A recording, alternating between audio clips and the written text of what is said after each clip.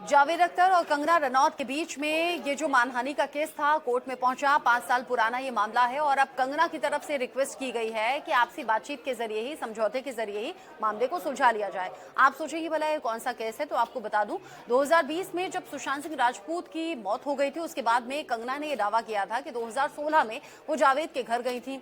उस वक्त में ऋतिक रोशन और कंगना रनौत के अफेयर की चर्चा चल रही थी और जावेद ने कंगना से ऋतिक से माफी मांगने के लिए कहा था। यह दावा कंगना का था, जिस पर जावेद अख्तर ने मानहानि का केस दर्ज कर दिया था।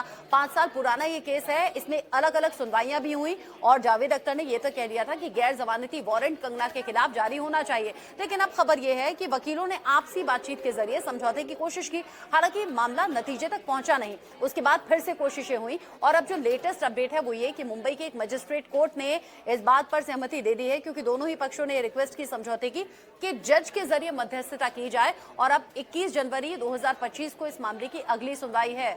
अब उम्मीद की जा रही है कि शायद जज की मध्यस्थता में दोनों पक्षों के बीच में कोई सहमति बन जाए, समझौता हो जाए और इस केस से कंगना रनौत बरी हो जाए, क्योंकि जावेद ने गुस्से में मानहानि का केस किया था, क्योंकि गलत दावा कंगना रनौत का था।